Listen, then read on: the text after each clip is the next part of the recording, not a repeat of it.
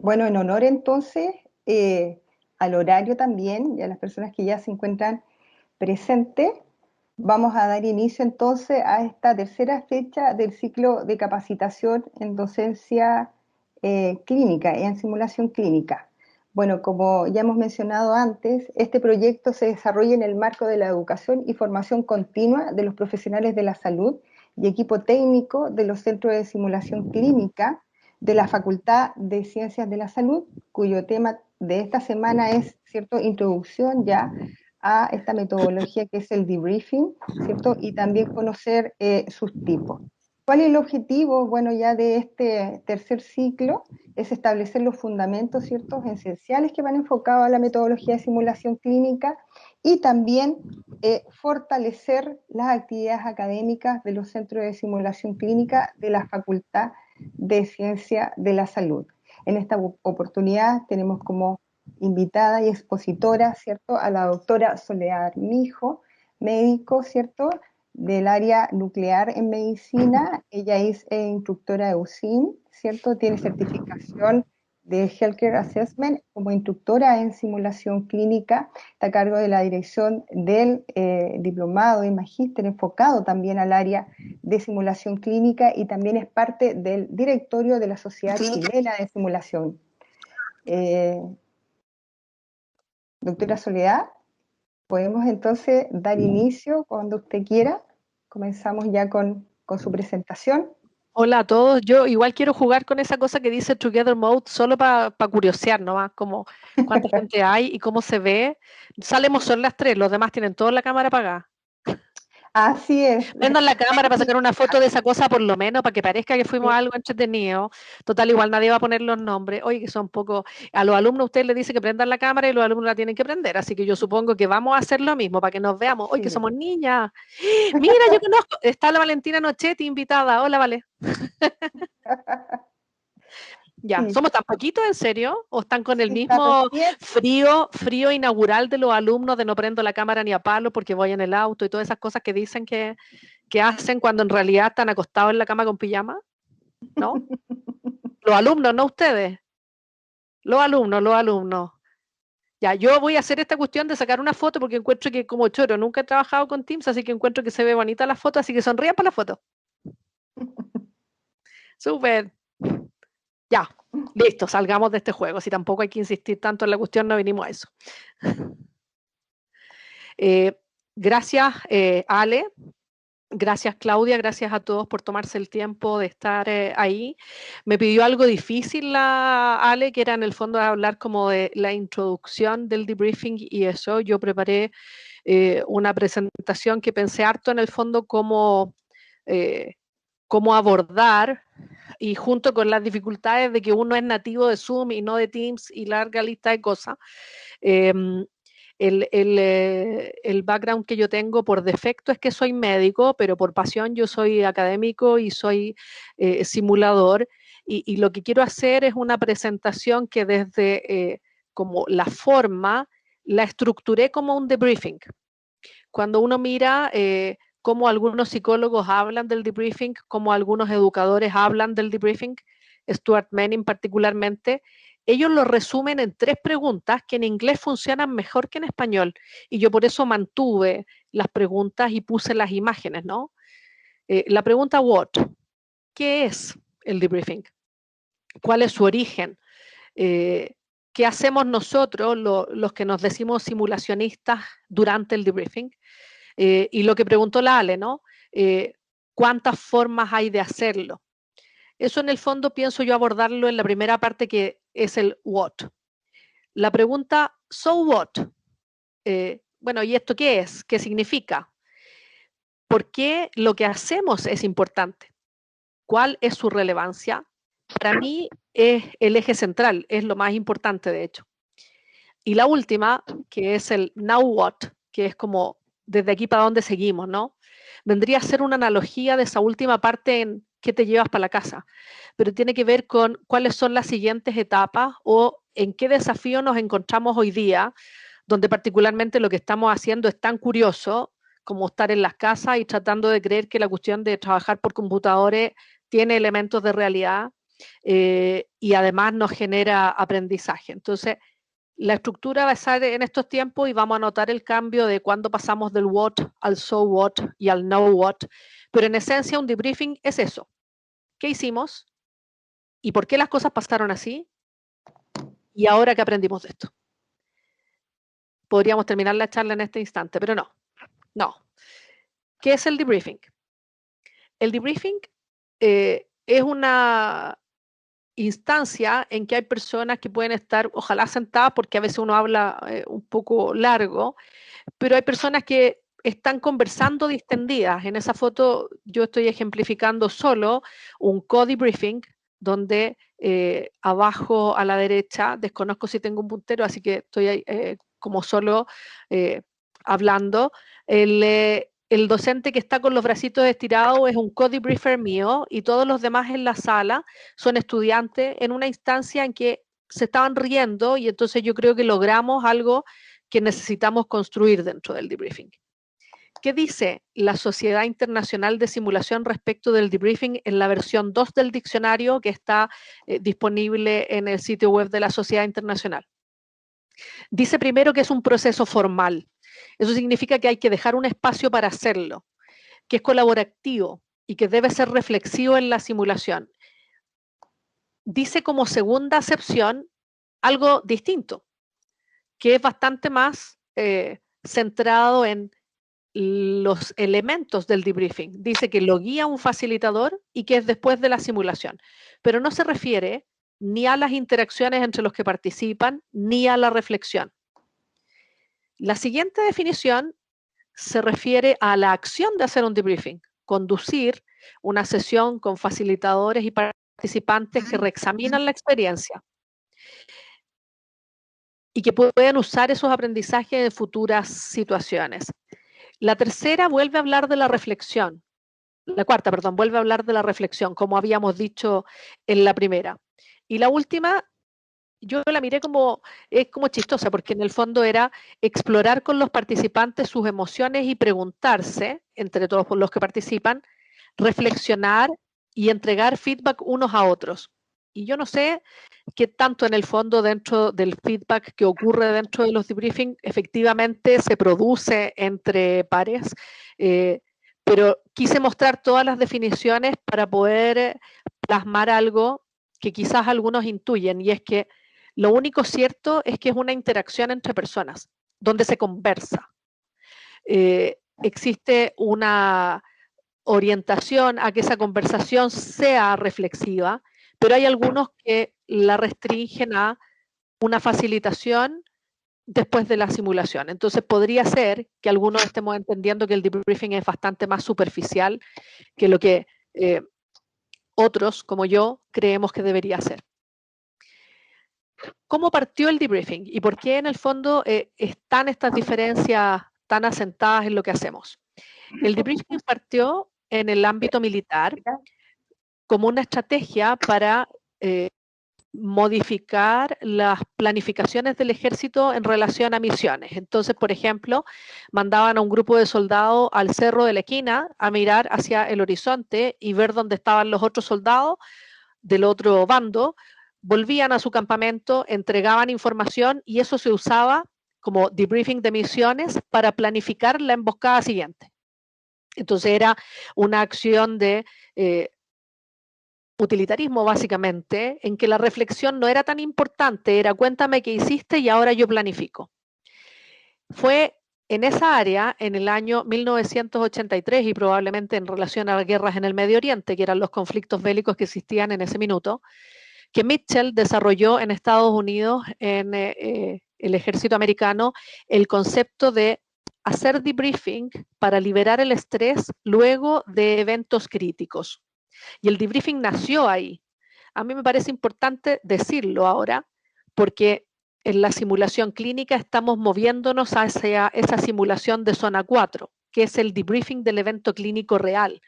Y lo estamos haciendo 30 años después de que el origen del debriefing fue justamente ese. Luego de este Critical Incident Stress Debriefing que creó Mitchell empezara a funcionar en el ejército, Direktov desarrolló esta técnica del debriefing psicológico con la idea de poner la visión europea en el punto, porque son miradas distintas la americana y la europea, pero un poco con el mismo fin, que es tomar a personas que han vivido un evento de estrés postraumático y recapturarlos para que puedan volver a hacer su labor normal. Todo esto muy asociado y muy anclado a labores y excursiones militares. Y la persona que describe en la literatura la primera aplicación y técnica de debriefing hacia la educación y para promover aprendizajes es una psicóloga que se llama Barbara Steinbach, que en 1992 escribió un paper de How to Debrief, que es la primera explicación del debriefing con propósito educativo. Y es desde ese tiempo que Barbara Steinbach hace esta idea de el debriefing es una cosa que se produce en 3 etapas. Primero, lo que pasó, luego, cómo sucedieron las cosas y un poco esto de desmenuzar las acciones para comprenderlas mejor. Y finalmente, ¿qué nos llevamos para la casa? Que es la estructura conservadora de la mayor parte de los debriefing. Aplicado entonces desde el punto de vista militar, primero en el 83 y en el 89, e iniciado en el año 1992 en el ámbito educativo, uno de los primeros debriefing como técnica descrito por Claire en el año 2000 es el debriefing plus delta. Es un debriefing bastante simple, eficiente, corto y que se acerca mucho a la definición de facilito después de la simulación, mucho más que reflexiono después de la simulación. Por ahí por el año 2000 empezó a usarse el debriefing gas que se creó específicamente para los programas de PALS de la American Heart Association por O'Donnell en el Weiser Center, O'Donnell y Frampus, y lo publicaron recién en el 2013 dentro de un libro, pero su origen y su uso data por ahí por el año 2000. El año 2006 es un año en que se pone en un paper que viene a repetirse mucho en todas las formaciones de debriefing, este concepto del debriefing con buen juicio, que lo voy a explicar un poco después a qué se refiere. Y de ahí yo les diría que vino algo así como una necesidad imperiosa de cada uno tiene que inventar su propia forma de hacer debriefing. Y emergieron el debriefing 3D, el 2011, después el debriefing Sharp, el debriefing Team Gains y el debriefing AAR, que es la adaptación del debriefing de la Armada para cuidado en salud, el año 2013. Y el 2015 el debriefing Diamond y el debriefing Pearls. Entonces, ¿qué quiero decir con esto? Que de verdad que hay muchas formas de hacer debriefing y que en serio uno podría marearse en cuál es una, cuál es otra, y sobre todo también podría marearse en cuál es mejor. La literatura hasta el momento actual no tiene evidencia de que una sea mejor que otra. No hay muchos estudios que comparen la forma de dar debriefing X con la forma de dar debriefing Y. Los estudios se refieren más bien a la percepción de aprendizaje de las personas después del debriefing y no a comparar una técnica con la otra. Y eso es bueno y es malo porque nos lleva un poco a la recomendación de que no importa tanto la técnica que uses, sino más bien que uses bien la técnica que escogiste para realizar tu actividad. Entonces, en términos prácticos, el debriefing es y sigue siendo lo que el año 92 conceptualizó la Barbara Steinbach, que es una conversación que usualmente tiene 3 momentos. Un primer momento que se denomina en algunos casos reacción y en otros casos se denomina descripción, donde suceden 2 hechos fundamentales. El primero es que se descargan emociones, la gente conversa, se ríe cuando la cosa estuvo aceptablemente bien, o la gente llega enojada cuando el escenario fue terrible. Y luego en la fase de reacción el otro elemento es la descripción de los hechos. La segunda etapa es, una vez liberada la tensión y contados los hechos, las personas lo que hacen es encuadrar la conversación hacia discutir los aspectos positivos y también discutir los aspectos por mejorar, con la idea de fomentar una reflexión crítica, no destructiva, no ácida, sino crítica que haga consciente las cosas buenas para fortalecerlas y afirmarlas, y que haga visibles las cosas que hay que cambiar para intentar corregirlas o para intentar al menos llevarla a un nivel de visualización mejor.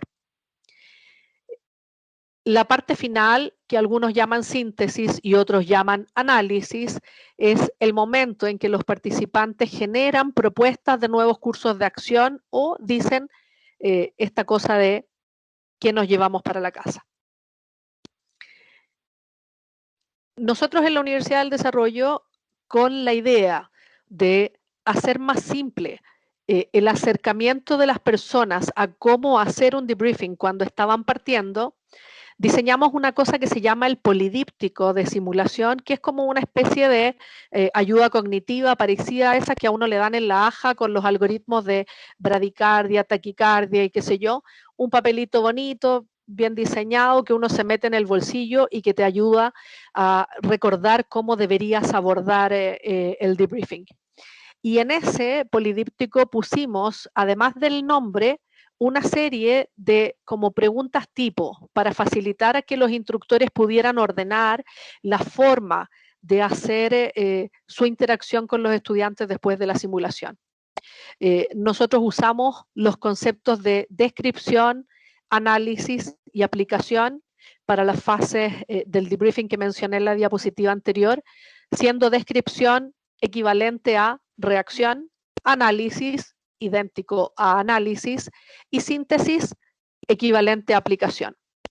Y las preguntas tipo simplifican de alguna forma lo que un profesor que no sabe de la metodología puede llegar a ejecutar en un momento de inicio de su viaje como instructor de simulación. ¿Vamos bien hasta ahí? ¿No pueden abuchear en esta ¿Sí? plataforma? Para que Sí, sí abucheen. se puede. Por Sí, supuesto. súper claro. Súper claro. Ya, entonces voy a ir mencionando poquito a poco uno que otro debriefing como para conversar. Y los voy a poner un poco pegados a la cronología. En la cronología, si ustedes quieren después buscar, eran 12 los que enumeré, pero los primeros 2 son militares, así que son 10. Si ustedes quieren buscar los 10, allá ustedes. En general, en nuestro equipo damos ciertos elementos de libertad a qué tipo de debriefing utilizar y usamos la premisa de usa bien uno primero antes de aprender otro bien y así en el fondo aumenta tu repositorio de recursos para guiar el debriefing. ¿Cuál enseñamos primero? Enseñamos primero obviamente el plus delta, en que sucede algo curioso porque en la descripción inicial que hizo Claire el 2000 de esta forma de debriefing, no aparecen las 3 fases, pero no aparecen porque el plus delta se refiere mucho a la técnica de ten una pizarra y en una pizarra pon al lado, en un extremo un signo más y en el otro extremo un delta o un signo menos. No había signo delta en las gráficas que usé, por eso puse un menos, pero es mejor poner un delta. Un plus y un delta en 2 columnas en las que uno conversa con los alumnos y dice, ok, ¿atendieron a un paciente que tenía un neumotórax? Sí. ¿Encontraron que saturaba poco? Sí. ¿Le pusieron oxígeno? Sí. ¿Dónde ponemos eso? En el plus. Perfecto. Ya. Atendieron a ese mismo paciente y después de ponerle el oxígeno se quedaron con la idea de que como se había pegado en la cabeza, además había que intubarlo, ¿cierto? Sí. Ya. Intubar a un paciente que tiene un Glasgow bajo, ¿está bien o está mal? No, creemos que está bien. Y el instructor debe en ese minuto decidir dónde lo pone, si está bien o está mal. Yo lo voy a dejar en suspenso. Porque el tercer punto es, bueno, intubaron al paciente y cuando lo intubaron agarraron el ambú y terminaron de generar un neumotórax que ya venía camino a atención solo por el hecho de que no auscultaron antes de tomar esa decisión. Entonces, uno pone en la pizarra visiblemente lo que se considera positivo y lo que se considera negativo desde la perspectiva de los participantes, pero mucho desde la perspectiva del tutor de, ojo que esto es un punto crítico y hay que mirarlo. Es una forma que a los tutores que están recién partiendo les encanta, sobre todo si las simulaciones tienen harto que ver con procedimientos y con protocolos. Hacer plus delta en escenarios de RCP es como tirar y abrazarse, porque ahí hay una norma que seguir, entonces es bien claro que es plus y que no. Uno de los peligros del plus delta es que los estudiantes se sientan muy castigados y que el clima se rompa, porque perciben que se les está acentuando mucho la retroalimentación negativa. El otro peligro es que solo se centre la conversación en cosas claramente visibles respecto de una norma y entonces que el debriefing se transforme en algo muy poco reflexivo.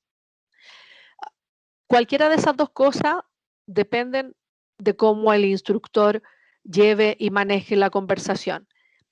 En tiempos COVID y con simulación a distancia, es bastante fácil, después de hacer un escenario, compartir un PowerPoint en el que uno va escribiendo o compartir una pizarra en la que uno va escribiendo y fijar la atención hacia esta modalidad de plus delta, que yo creo que es el gran punto a favor que tiene. Fija mucho la atención de los participantes y al final de la simulación existe una tendencia de los alumnos a sacarle una foto porque eso es como el apunte de la simulación. Yo estoy convencida de que nunca ven esas fotos. Como cuando uno saca fotos de las diapositivas en los congresos y no sé si ustedes tienen una acumulación de cosas que después votan todas. ¿No? ¿Soy la única que hace eso? Yo también. Yo también.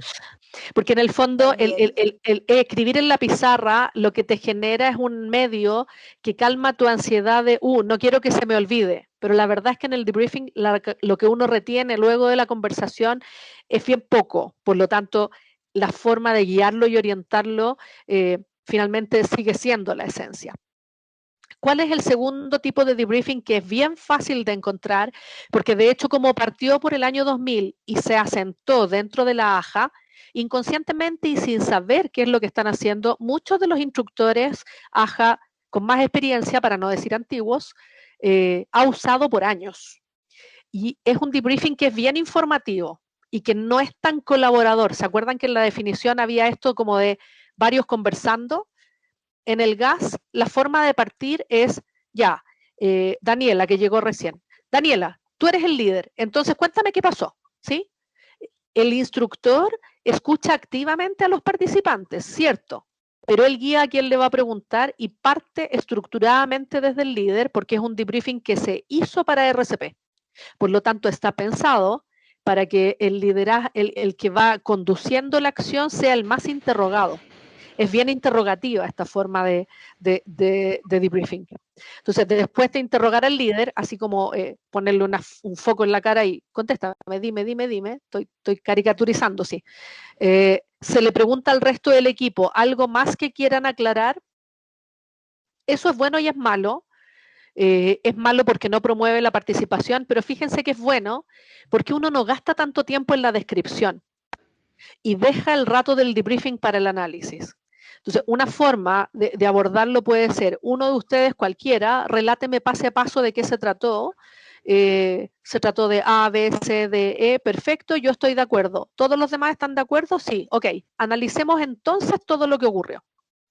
Y en ese minuto uno empieza a revisar con mayor profundidad todo el proceso y se apoya en registros precisos de los eventos que el instructor tiene en una pauta. Porque la pauta AJA, el instructor la tiene que ir llenando. Y al final se cierra la conversación con los puntos que dentro de la pauta habría que corregir. Es un debriefing que más que estar centrado en la reflexión, está centrado en la información y en el cumplimiento de los protocolos. Y por tanto, es harto bueno para hacer que grandes cantidades de personas se apropien de una norma y que se la lleven para la casa para poder utilizarla. Ese es el debriefing GAS. Después viene nuestro famosísimo debriefing con buen juicio, que yo estoy segura que muchos han escuchado. Y voy a partir hablando de un supuesto, que es en el cual en el fondo el debriefing con buen juicio se asienta para decir por qué proponemos esta forma diferente de abordar la conversación. El debriefing con buen juicio sostiene que dado que en los escenarios los alumnos hacen cualquier cosa, yo he tenido alumnos que con una hipoglicemia han puesto insulina para que ustedes se mueran del espanto. Una sola vez me pasó eso, sí, para que estemos tranquilos también. No son todos los profesionales, los de la salud, los que tienen eso como errores críticos. Pero yo en ese escenario vi, chuta, le puso insulina, horror, abrí los ojos más grandes del mundo probablemente, y vi una acción que era crítica y eso me provocó una reacción de espanto. Yo creo que en ese minuto yo odié al alumno y le debo haber puesto 50 calificativos. El debriefing con buen juicio supone que este tipo de conducta o situaciones que se producen, ¿no? Como que al observar yo hago un juicio y decido en el fondo sobre la acción del alumno, qué es lo que me parece que está mal, provoca en el ámbito de la conversación un cierre que no permite profundizar en el por qué ocurren las cosas de esa forma. Y entonces este grupo de la Jenny Rudolph del 2006 dice, cuando uno hace un debriefing con juicio, cuando aplica una pauta de PALS, por ejemplo, está diciendo, pusiste mal este fármaco y enfatiza la conversación hacia lo que no cumpliste en la pauta, ese enjuiciamiento a la persona se queda en la superficie y no me permite entender cuál fue su proceso cognitivo para llegar a ejecutar esa acción. ¿Hacia dónde nos lleva este debriefing? Me perdí en las diapos, en el fondo, ahora la recuperé. Nos lleva hacia el siguiente punto. Yo, cuando veo un escenario, veo a personas hacer cosas, veo sus acciones. Eso naturalmente como instructor me provoca una reacción. Me cargan los alumnos que vienen a hacer cosas que yo ya les dije ayer que se hacían de otra forma. Y eso en general tiende a ser una reacción humana. Si yo reacciono rápido, con juicio, con un mal juicio, con prejuicio sobre el alumno y voy y le hago un debriefing, puedo destruir la relación y la conversación. Entonces el paso anterior a dar una recomendación en el debriefing con buen juicio es observo la acción, la reacción que me provoca me la guardo y lo que hago es hacer una forma de pregunta que me permite que el alumno me cuente cómo es que pasaron las cosas en su vida en este minuto. Pongo el ojo en cuáles son los patrones o modelos mentales que lo llevaron a actuar de la forma que yo vi. Y recién hecho eso, sigo con la conversación para el análisis. La técnica o estructura conversacional que ellos proponen para lograr este objetivo es usar este tipo de preguntas de yo vi que hiciste esto, yo pienso que esa acción es peligrosa y que hubiera sido mejor hacer esto otro, dime qué piensas tú.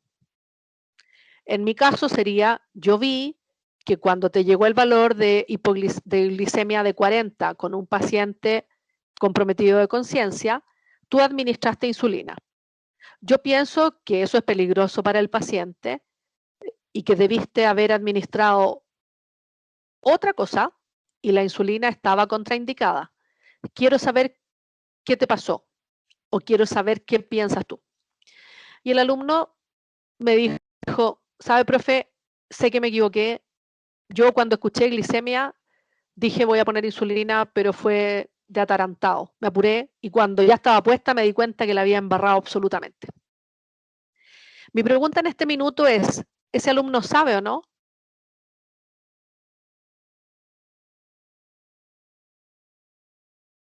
Yo creo que sabe, solo que en el fondo no consiguió, o sea, tenía una forma de aprender probablemente que le impidió ver con claridad, controlar la ansiedad y tomar la mejor decisión. Si te reformulo la pregunta, no sé quién me hablaba porque estoy re perdida con quién habló. Macarena. Macarena. Gracias, Macarena. Macarena, y si yo te preguntara, ¿y sabe usar lo que sabe?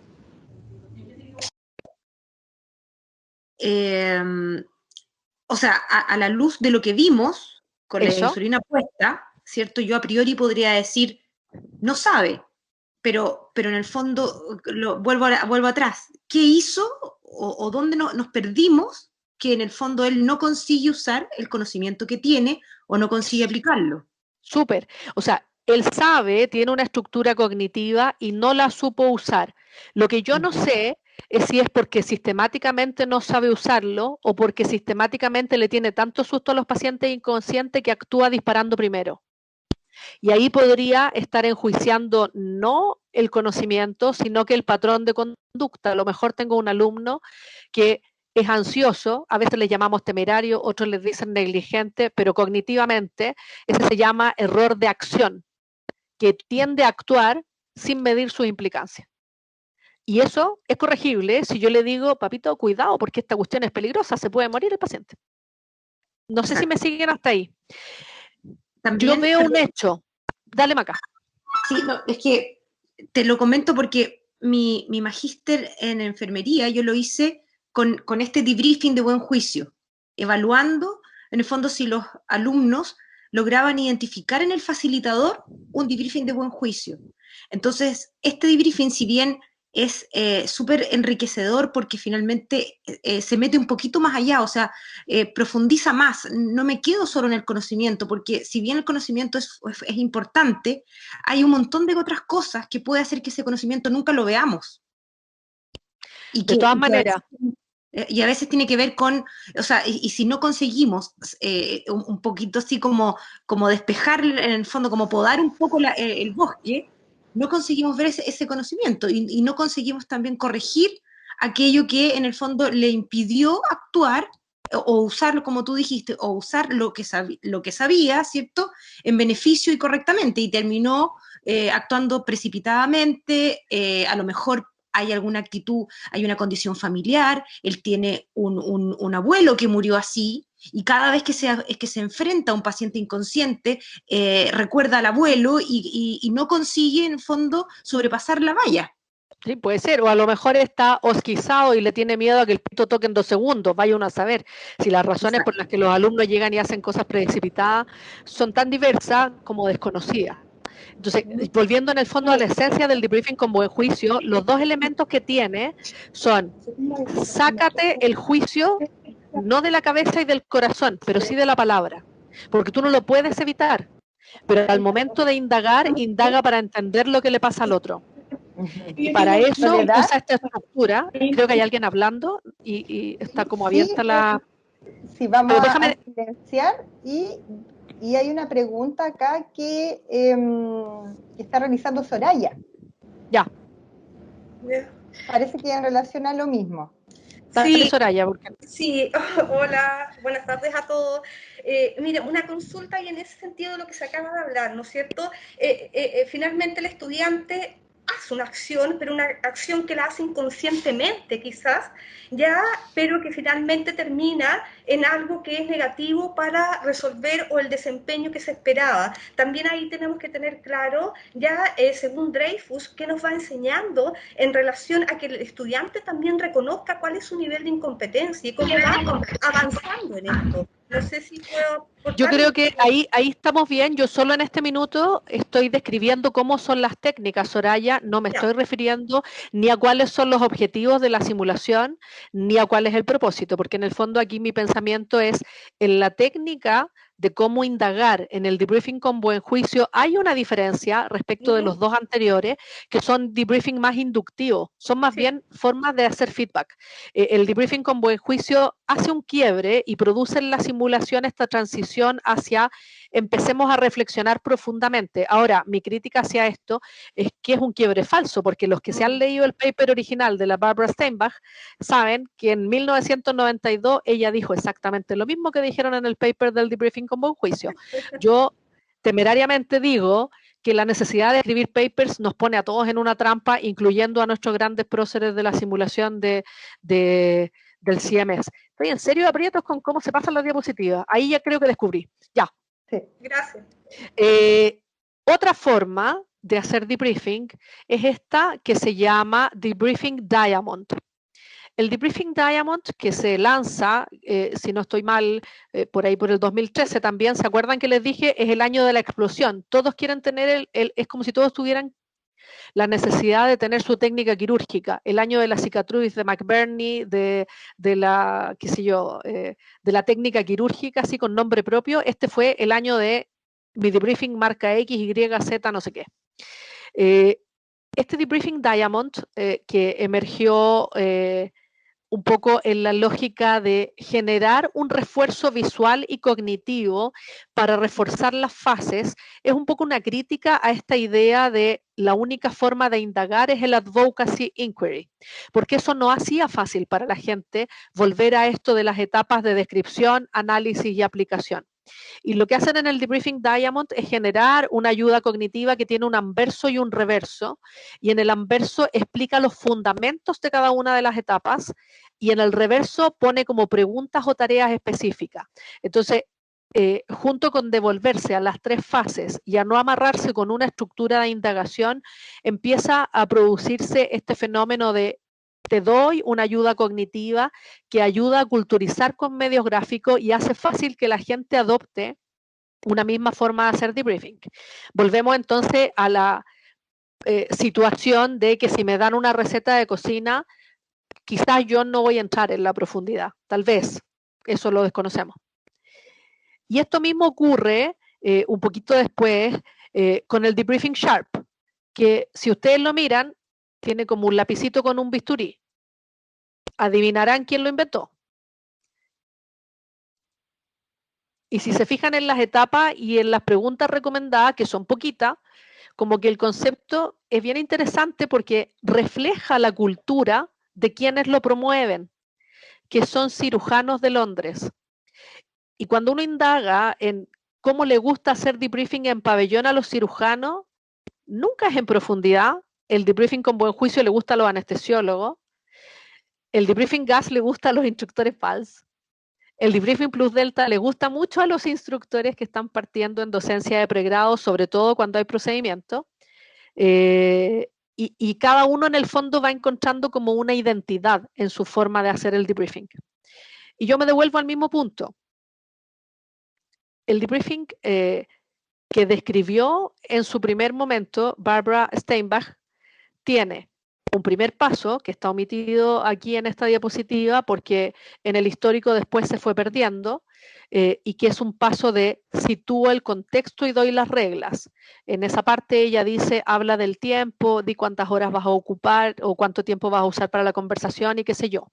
Recientemente lo están rescatando en el Debriefing Core, que es el que está promoviendo Lerdal, y es una técnica estándar en la forma de hacer debriefing EUSIM. Se parte con el contexto. Pero fuera de esas 2 formas de hacer debriefing, todos los demás hacen exactamente lo mismo. Entrar en una etapa de reacción, donde yo lo que hago es permitir que la gente descargue la emoción que está sintiendo. Luego hago una descripción. A mi juicio, lo más eficiente es que sea precisa, concisa y acotada para estar seguros que todos vimos la misma película.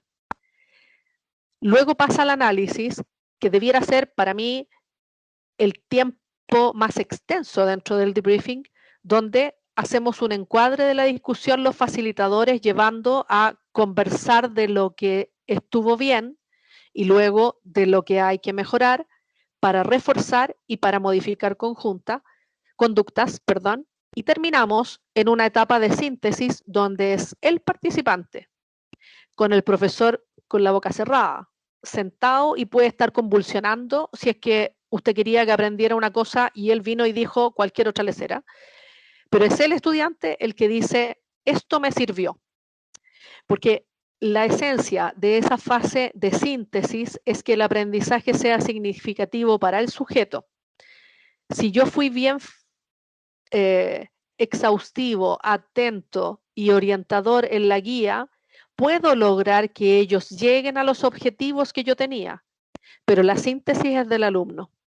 El contexto, la reacción y el análisis son del instructor. ¿Me siguen?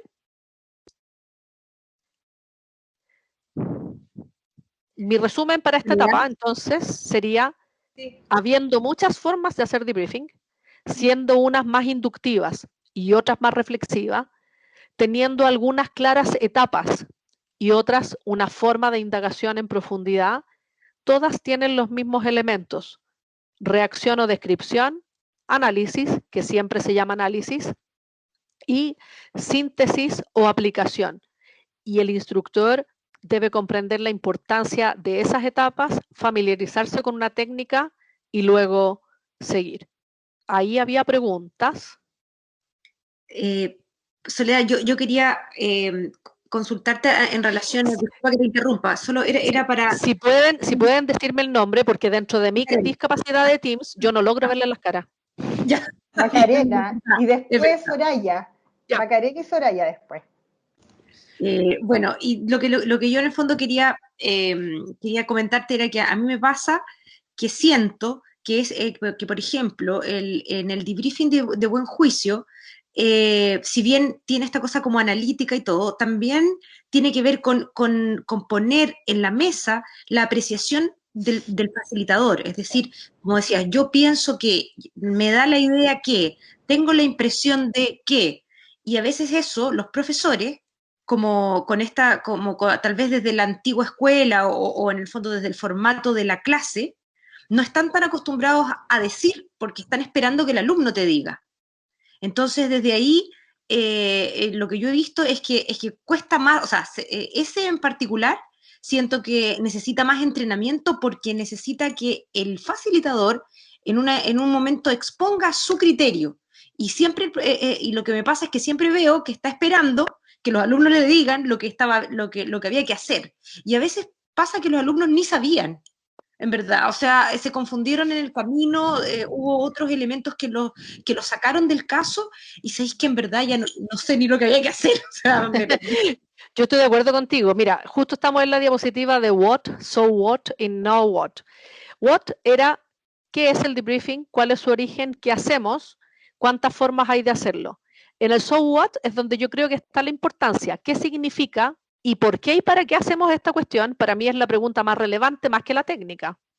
Porque si yo no tengo claro el para qué, difícilmente voy a llegar a un buen objetivo. Y creo que el mayor problema que tenemos en todas las instituciones, porque esto es un tema común, es que a los profesores los llevamos mucho a apréndete una forma de hacer debriefing y no los llevamos a, ojo, que cuando usted va a hacer debriefing está en un encuadre que es integrar la simulación al currículum, que implica que usted definió objetivos, diseñó escenario y después hizo debriefing.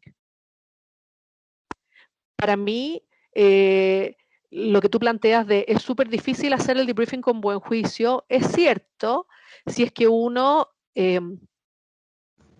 valora en el fondo el hecho de que una forma de indagación estandarizada única te lleve a la reflexión.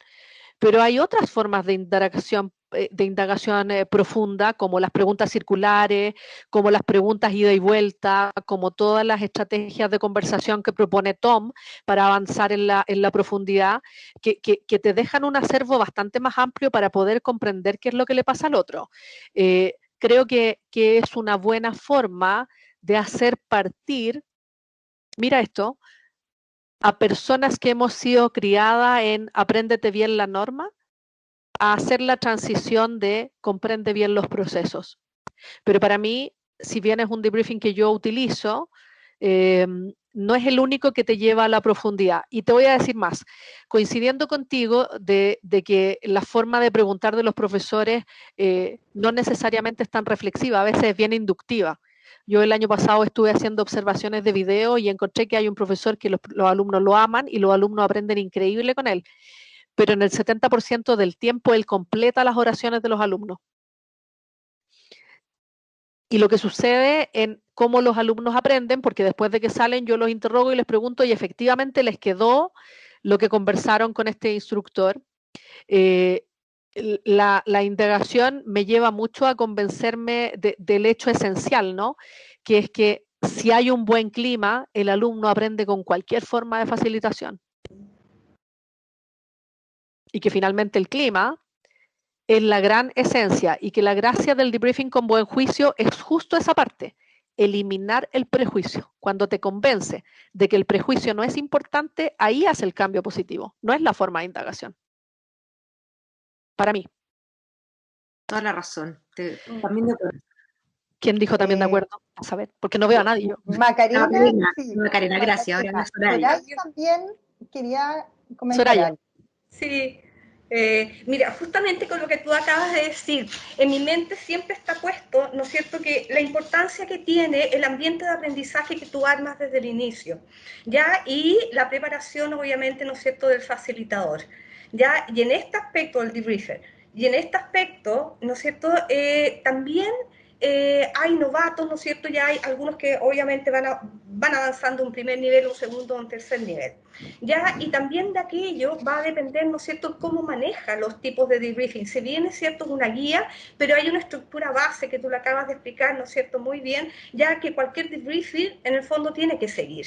¿Ya? Y eso es súper importante para ordenarse, ya en cómo, ¿no es cierto?, lo inicias, cómo lo desarrollas y cómo lo terminas, ya para que, ¿no es cierto?, haya fijación del conocimiento.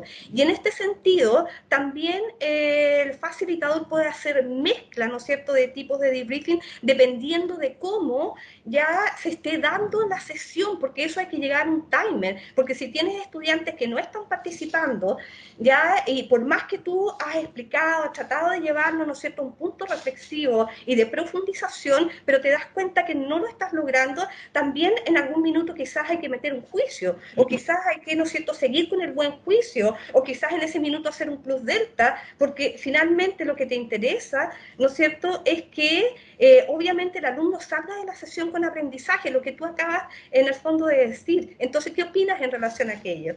Yo estoy de acuerdo, pero tengo un cierto desapego a la idea de que un escenario sea determinante en el aprendizaje de cualquier alumno. A mí me parece que el valor, mira, y a lo mejor es bien odioso lo que voy a decir, no sé si es odioso, pero tiene que ver en el fondo con mi convencimiento de cómo funciona la simulación. El valor no está en un escenario ni en un debriefing. El valor para mí está en dos elementos que son anteriores, concomitantes, posteriores, o sea, permanentes. Una mejor planificación curricular y una orientación de los tutores hacia estar para los alumnos. Si es que ese estar significa estar para darte una corrección informativa, pues bien. Si ese estar significa ayudarte a reflexionar, pues bien también. Pero creo que en el fondo la conciencia respecto de lo que los alumnos aprenden en un escenario puntual para mí es cero relevante. ¿Es la Soraya o no? ¿Ah? Es la Soraya la que me preguntó, Sí. la Maca. La Soraya. Sí, No, Soraya. Para mí que el alumno no logre el objetivo en un escenario es bien poco relevante. Yo más bien tiendo a, no lo logró, bien, hagamos otro, porque en este sí lo va a lograr. Yo le creo a la microdosis de simulación, a la repetición y a que el tutor se case con que es responsabilidad suya que el alumno progrese. Pero esa cuestión es porque a mí me gusta la tontera nomás. Ya. No sé si es porque todos vayan a hacer lo mismo, pero como yo ya decidí que esta cuestión me gusta y la voy a tratar de hacer con cariño y bien, entonces le creo a eso. Siento que en el fondo una de las cosas que nos pasa, y ojo que esto es súper normal, o sea, nos pasa a todos, cuando yo voy a partir en simulación, tienen que decirme cuál es el primer ramo de voy a ser instructor. Y lo usual es que te digan aprende a hacer debriefing. Aprender a hacer debriefing, lo midió la Deborah Nestel hace poco tiempo, toma 15 años, chiquillo. 15 años. Y requiere un curso fundacional que te entregue ciertos elementos, práctica, con formatos y estructuras, tú decides cuáles, pero con formato y estructura para que siempre hagas lo mismo y puedas ganar experiencia y fluidez primero en un formato. Luego, observación de desempeño por algún par y por ti mismo para establecer tu propia autocrítica y mejorar. Posteriormente, los pasos siguientes en la etapa de ser competente son volver a estudiar y pensar en cómo innovar. Y en la fase final, esta ya de ser experto, es te pongan donde te pongan, tú haces debriefing de lo que sea porque eres capaz de adaptarte y crear. Y eso, si ustedes me preguntan a mí, es una curva de aprendizaje de novato experto igual, po. Entonces no sería raro que nosotros aceptemos que si el aprendizaje de novato experto en una carrera se produce en 5 años, ese es el mismo tiempo que le vamos a dar un buen debriefer, por lo bajo. Y como las interacciones humanas no son tan rígidas, porque dependen en el fondo de, no sé, pues estallidos sociales, saltarse el metro, hacer carrete cuando hay pandemia, vaya uno a saber, quizá ese tiempo es un poco mayor, digo, ideas. Pero la Debra Nesser lo estudió en un estudio bien entretenido y la construcción del experto transita por caminos muy distintos y varios caminos llevan a Roma. Voy a pasar a la otra para seguir, porque en el fondo... Entonces ahora, so what? Yo creo que esta es la esencia, porque podemos marearnos en que el plus delta, el gas, si ustedes me preguntan a mí, hagan el que les tinque, todos son buenos. Siempre y cuando so what, que ¿por qué yo hago el debriefing? Para aprender mejor, lo podamos dilucidar. Y yo no lo quiero hablar desde el ciclo de Kolb porque estoy segura que todos lo han escuchado desde ahí. Yo lo quiero hablar desde la cognición, desde cómo se produce el aprendizaje. ¿Por qué yo no me quedo solo con la experiencia? ¿Por qué no valen solo las horas de campo clínico y lo que vale es el campo clínico o las horas de simulación, siempre y cuando detrás tengan un buen feedback o un buen debriefing? ¿Por qué en el fondo confiamos tanto en esta necesidad de desmantelar la experiencia simulada, de transformarla en pequeños ladrillitos, conversarla alto, masticarla, para después de esa masticación pensar que ahí recién estamos aprendiendo? ¿Por qué hacemos eso? Eso lo hacemos porque nuestra forma de procesar información, o sea, cómo aprendemos, es bien complicada. Si ese número 1, esa flecha, es la información que entra a mi cerebro, entra por el número 2, que es la memoria sensorial. Y en la memoria sensorial yo puedo tener dos caminos. Entro una información y filtro, consciente o inconscientemente, aquello que se va a el número 5, o sea, olvido, o aquello que se va al número 3, que es la memoria de trabajo, ¿sí? Y en ese contexto, si me ponen en un escenario de simulación donde suenan 1000 cosas, pero lo que yo estoy viendo es una saturación baja, es posible que yo dentro de ese escenario diga, mi memoria de trabajo se va a enfocar en la saturación y no voy a mirar nada del resto, y al olvidar esa información, capaz que la embarre, ponte tú. Dentro del momento en que estoy realizando la acción, cuando ya seleccioné lo que entró a mi memoria de trabajo y con lo cual yo voy a generar operaciones, tengo 3 caminos. 1, que se me olvide, que es el 7. 2, que lo que me parece importante se codifique y vaya a 4, que es la memoria de largo plazo. Y 6, que yo vuelva a practicar y refuerce lo que estaba ejercitando para, de tanto hacerlo entrar a la memoria de trabajo, obligarlo a que se vaya a la memoria de largo plazo, que es 4. Eso es en mis primeras experiencias.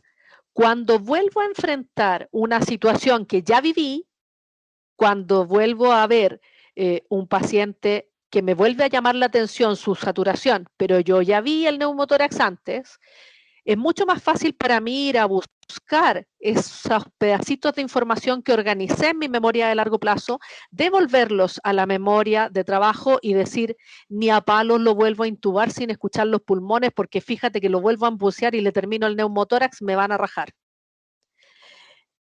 La forma, lo expliqué lo más simple que pude, pero en el fondo la forma en que funcionan nuestra memoria sensorial, nuestra memoria de trabajo y nuestra memoria de trabajo de largo plazo hacen que la pura experiencia, o sea, lo que estoy viviendo, sea compleja de procesar para lograr captar qué me llevo a la memoria de largo plazo en manera automática y en qué instancias logro recuperar un poco más para volver a organizarlo. Y el debriefing se mete un poco en este ciclo de refuerzo, porque yo hago la acción, pero al reconstruirla en mi cabeza, porque la cuento, porque hago imaginería, por lo que ustedes quieran, la vuelvo a vivir, y en ese volverlo a vivir tengo más opciones de meterla en la memoria de largo plazo. Entonces, hacemos debriefing porque aprendemos de una forma súper enredada, porque cada vez que vivimos una experiencia solo atesoramos pequeñas partes de esa experiencia, porque cosas importantes dentro de esa experiencia las podemos dejar pasar porque tenemos una memoria de trabajo limitada y porque es más eficiente cuando vuelvo a enfrentar a un paciente o a una crisis o a una situación similar, volver a un patrón mental de algo que ya vi y ya sé cómo enfrentar, que volver a hacer todo el proceso lógico deductivo de nuevo. Nuestra cabeza funciona mucho más eficientemente si ya tenemos patrones metidos dentro que si estamos todo el rato haciendo paso 1, paso 2, paso 3, paso 4, paso 5, paso 6. Y eso es más seguro para los pacientes. No sé si me siguen y si tienen preguntas aquí, porque yo sé que me enredo y esta cuestión capaz los enredo más. Soledad, bueno, estoy viendo acá justamente el chat. Bueno, Paulina dice exacto, bueno, y la memoria de trabajo, refiere ella que también es limitada. Bien, levantó la mano Macarena Ugarte. Además de que, Paulina, antes de la Macarena, además de que la memoria de trabajo es limitada, aquí no estamos analizando cuántos son los inputs de información. Porque la realidad del trabajo clínico es que cuando la carga cognitiva, porque hay más elementos en el espacio de trabajo, supera la memoria de trabajo, se te genera una imposibilidad de actuar bien, que es bien frustrante y no genera aprendizaje. Maca, ahora sí, ¿es la misma Maca o es otra Maca? Macarena Ugarte. La pregunta. Mi Maca, ya, dale. Me perdí entre el 8 y el 9. El 8 y el 9. Cuando tú ejecutas una acción, supón que te están enseñando a hacer dulce membrillo, estoy inventando, cualquier estupidez. Como estamos en época de membrillo y yo fui a comprar, seguro voy a hacer. Si te están enseñando una receta de cocina, tiene ciertos pasos, ciertas técnicas y ciertos tips. Tú la aprendes la primera vez, pones atención, anotas todo en un cuaderno, ¿no es cierto? Y en tu cabeza te quedan ciertos detallitos, como por ejemplo, ¿saben qué? Para que el dulce membrillo quede mejor hay que echarle gotitas de limón. Y eso no lo olvidas. Y se te va desde la memoria de trabajo, porque hiciste tu primer dulce membrillo, a la memoria de largo plazo. La próxima vez que vayas a hacer dulce de membrillo, como ya se fue a la memoria de largo plazo, no te vas a acordar ni las cantidades, ni los pesos, ni los tiempos de cocción, pero te vas a acordar que tengo que tener tengo que tener limones. No tengo que tener solo membrillo, tengo que tener también limones. Y va a ir a la feria a comprar membrillo, limones. Y azúcar o tacotaza según lo que te guste el dulce membrillo. Y vaya a tener que volver a practicar mirando la receta para aprenderte otras partes. Ese es el proceso de codifico, lo que me parece más importante desde esta experiencia puntual, y eso me lo llevo a la memoria de trabajo. A veces es inconsciente, otras veces tú lo puedes hacer consciente. Y el debriefing te ayuda a forzar a tus alumnos a que, chiquillos, no se les vaya a olvidar que si el paciente está con una cetoacidosis diabética, por mucho que usted quiera ponerle insulina rápido para que no se le vaya a comprometer más, le tiene que pedir el potasio antes de seguir leseando, porque si no va a ser una linda hipocalemia y la va a embarrar. Uno ayuda en el debriefing a apurar codificaciones. ¿Te expliqué o no? Y la 9 es cuando yo vuelva a ver otra cetoacidosis diabética, que es lo mismo que el dulce membrillo, todos sabemos eso, igual de dulce.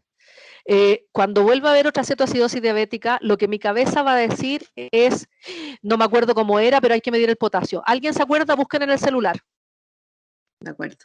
¿Me siguen? gustó apurar codificaciones. Y ahí en el fondo está el otro punto de esa aceleración, no sería bueno decir apuración, ya, esa aceleración de codificaciones, finalmente la debes guiar por tus objetivos. ¿Me siguen? Ese esquema del paso de la información con intermedios hacia la memoria a largo plazo tiene alguna referencia, pero claro, David, tiene referencia. Puedes leer el manual de inserción curricular en el capítulo de razonamiento clínico y si queréis saber más cosas, te cuento yo y te digo de dónde se sacan. Pero se refiere al concepto de carga cognitiva y cómo uno usa la teoría de carga cognitiva para diseñar escenarios y para guiar la simulación y el debriefing. Capítulo 3 del manual de inserción curricular y capítulo 2, parece que 6, pero se los paso al final. Teoría carga cognitiva aquí, justamente es lo que habías colocado. No sé si existen más dudas y consultas al respecto. No han levantado la manito. ¿Qué es lo que creemos que es el debriefing? Es lo que determina dónde está su dificultad. Ese desmantelamiento de la experiencia que pasó en la simulación y cómo lo trasladamos al aprendizaje para que se aplique a otras cosas, se hace en esta conversación. Yo soy una de las locas psicópatas fanáticas de que hay que leerse las teorías antes de empezar a hacer la cuestión y no puro aprenderse las recetas de cocina. Ustedes también, porque muchos son enfermeros, ¿no es cierto? Los enfermeros leen teoría y después hacen las cosas. Yo eso sé. Sí. Y entonces, en esta lógica de cómo ordenamos este pensamiento, entramos en una cosa compleja, ¿no? Que es que hemos dicho hasta el cansancio y hasta el infinito, y yo no sé si la Soraya o la Maca, pero la chiquilla ya lo establecieron, hemos dicho que el debriefing es para reflexionar, y hemos dicho que el debriefing es para reflexionar después de la simulación y promover aprendizaje a largo plazo. Y hemos dicho que nuestra estrategia de observar y conversar para hacer visible esa profundidad es lo que le da valor. ¿Cuáles son cosas que uno puede hacer para promover la reflexión? Y yo aquí voy a poner unos cuantos tips que no son míos, son de Aronson 2011, y que son hartos simples y que se salen de una pura estructura, advocacy and inquiry, o una pura forma de preguntar. Yo creo que uno tiene que partir como instructor conociendo y definiendo qué tipo de reflexión busca. Hay un marco teórico para esto también, hay niveles de reflexión, si no estoy mal, de Mesirov. Yo ocupo los niveles de reflexión de Kilgren porque me salieron funcionales y porque ya los puse en una tabla y en una hoja de registro y con eso guío mi observación y mi reflexión, porque me interesa que los alumnos de medicina con los que yo trabajo no se queden en la superficie, sino que avancen a la profundidad. Pero yo le pongo en los programas objetivos de aprendizaje para el ejercicio reflexivo y ellos saben que van a aprender de oxigenoterapia, pero también van a aprender de razonamiento clínico y de formas de errores cognitivos y de estrategias para evitarlos, trabajo en equipo y CRM. Y yo me doy el tiempo dentro de los debriefings de usar un escenario que diseñé específicamente para el razonamiento clínico, para que pueda yo medirlo con una pauta que tengo para eso. O sea, selecciono un medio instruccional establecido, genero un formato estructurado y una guía, la pauta ellos la tienen, saben cuál es el instrumento que usamos para el trabajo en equipo, que es el team, saben que usamos el SBAR para la entrega de pacientes y como estructura de trabajo, dentro de mis recursos de facilitación, tiendo a reflexionar mucho con los elementos que hacen aflorar cuando hay problemas éticos y emocionales, porque son los que transforman mi debriefing en algo difícil, y mido siempre desde lo que los alumnos dicen, cómo me fue en la simulación, a mí como instructor, no a ellos como alumnos, porque eso me permite reflexionar qué tengo que cambiar. O sea, coherentemente, les ayudo a reflexionar sobre ellos mismos y les pido que me ayuden a reflexionar sobre lo que yo hago. No termino un debriefing sin los minutos de ahora háganme debriefing a mí. Y no termino un debriefing sin ahora llenen una pauta sobre lo que yo hice. Y eso desde años inmemoriales. ¿Y cómo entiendo el debriefing? Yo entiendo que el debriefing parte cuando yo desarrollo los objetivos de aprendizaje. Porque cuando desarrollo el objetivo, recién invento el caso, y cuando invento el caso, corro la simulación y ahí corre la canción, lo que pasó, pasó. Entonces, como lo que pasó, pasó, es parte de la realidad, mi otro punto de anclaje es que mientras está pasando la simulación, yo observo las diferencias entre lo que los alumnos hacen y establezco un juicio de esa diferencia, en qué es distinto de lo que yo hubiera esperado. Después conversamos para explorar desde su perspectiva qué pasó, y cuando escucho lo que me tienen que decir, les digo, papito, no le ponga insulina a la hipoglicemia, de alguna forma más agradable quizás, pero le doy recomendaciones específicas, sí.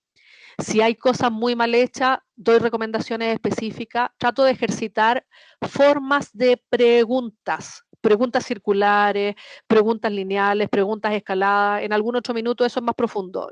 Podemos conversar de esa cuestión, pero las formas de hacer preguntas son clave. Y si ustedes piensan cuáles son todos los elementos que están involucrados en el debriefing, vuelven siempre al mismo punto. Parte en el facilitador. Sigue por el participante. Esos dos conversan respecto de la experiencia. Hay que ahondar sobre el impacto de la experiencia en el sujeto. El tutor es como un detective que recoge las palabras que los alumnos van diciendo, ¿sí? Y se produce entonces como feedback o retroalimentación en que uno dice, yo, la papita que te doy es esta, el regalo que te ofrezco es este, tú ves si la ocupas. Siempre en el fondo el setting está en lo que el instructor dice, y entonces para mí más que una técnica, si es Plus Delta, si es GAS, si es debriefing con buen juicio, si es Diamond, si es Sharp, si es 3D, si es la cuestión que quieran, lo que importa son las competencias del instructor. El instructor tiene que saber manejar el instrumento, así que tiene que saber si el simulador es de baja, de alto, la cuestión que sea, y poder jugar con él. Tiene que desarrollar y sostener un ambiente muy seguro de aprendizaje, y eso parte desde querer a los alumnos. Uno no puede enseñar si no le gusta esta cuestión. Uno no puede enseñar si cree que los alumnos están aquí para puro sacar la vuelta.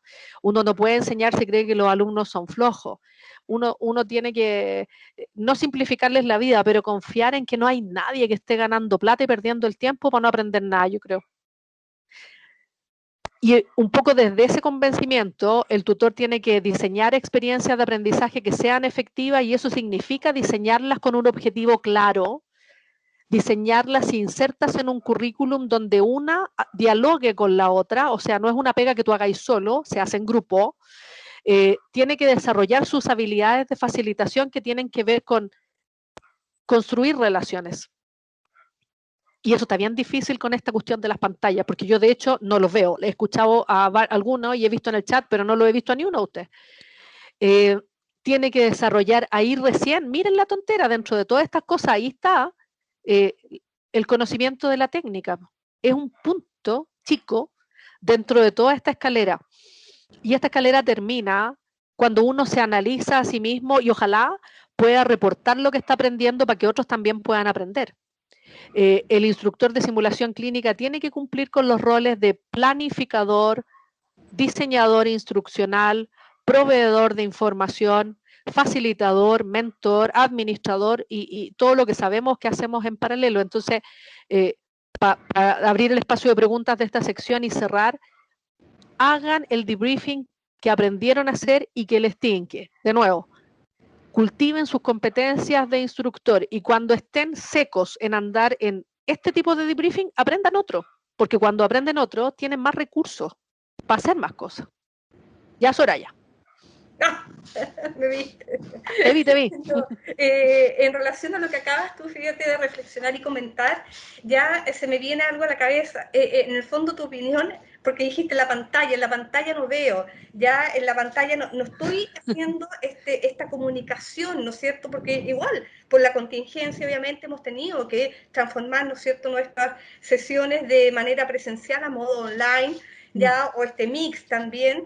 Pero finalmente una de las cosas que uno insiste mucho, digamos, con los estudiantes y en este caso con los facilitadores, ¿no es cierto?, docentes, ya es justamente motivar en que enciendan las pantallas, porque en la medida que enciendan las pantallas y vean las caras, voy a provocar comunicación e interacción, ¿ya? Y por eso se hace complejo también el cómo tú ya puedes ir desarrollando, digamos, este debriefing, ya viendo a través de un video, a través de un paciente estandarizado que lo colocaste ahí, una teleconsulta o qué sé yo. Ya, ¿cómo lo has vivido esto? Mira, es como si me leyerais la mente. Now what?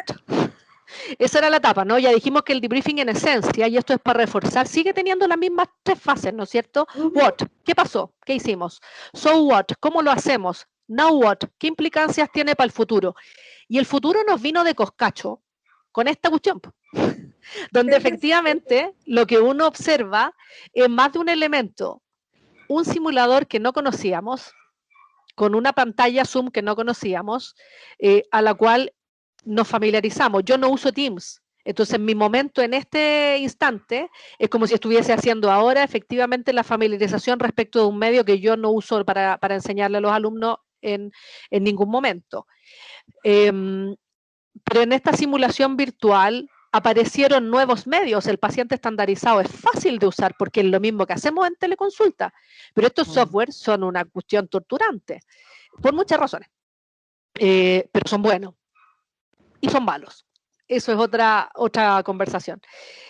Aprendimos que como los clínicos, en el caso de medicina, este es un neurólogo de la clínica alemana, Arnold Hoppe, saben de clínica porque Arnold sabe de tecnología de hacer escáner y de neurología, pero no sabe cómo correr el simulador Body Interact, que es el que ocupamos. Entonces, tuvimos que aprender a hacer cofacilitación y coguía, y tuvimos que aprender a ver alumnos conectados y alumnos no conectados dentro de este entorno. Entonces, el debriefing se nos vino abruptamente a nosotros en el año pasado. Lo que nos pasó fue que suspendimos actividades 2 semanas y pasadas esas 2 semanas partimos de inmediato usando estos medios, paciente estandarizado y simulación con el monitor extendido LIP. Y lo que hemos ido viendo en relación a eso es que el debriefing está migrando en la plataforma virtual porque hay que agregar algunas consideraciones que son bien importantes. En nuestra medición de impacto de tasa de uso de simuladores virtuales, hay una diferencia brutal entre tasa de uso cuando el instructor no está familiarizado con el debriefing y con la tecnología, que cuando está familiarizado con el debriefing y la tecnología. Tenemos tasa de ingreso a simuladores virtuales de 15 a 20% en sesiones asincrónicas con tutores nuevos y que no manejan tecnología, y de 100% y de 200%. Nos pasaba que había una sesión de simulación con un instructor X que los estudiantes consideraban que era súper bueno y se metían todos los del grupo y empezaban a llegar WhatsApp de puedo entrar, puedo entrar, puedo entrar, puedo entrar. Y yo viví esto de robarle alumnos a otro profe, porque se metían a mi sala como adictos a escuchar esta forma de conversación y no otra. Entonces hizo que se ampliara mucho la brecha porque se agregó dominio de tecnología y qué sé yo. Entonces, lo que nosotros creemos hoy es que es mejor que haya co-debriefing con un instructor experimentado. Eso es una desgracia porque significa que los más experimentados no tenemos horas de sueño. Para ir coacheando a otros y soltándoles un poco la mano. Es importante que lo haga un instructor experimentado porque resulta que ahora que te abrieron una pantalla todos hacen simulación. Y eso no es cierto. Todos usan formas de simulación, pero no hacen simulación. Así que esa ha sido una cosa que hemos vivido en este tiempo. Es necesario comprender los alcances de la simulación virtual, porque en la simulación virtual hay aspectos técnicos que tienen que ver con cómo iniciar el sistema de videoconferencia, cómo entregar orientaciones para explicar cómo se usan las tecnologías y la plataforma, formas distintas de crear la interacción y establecer reglas de interacción.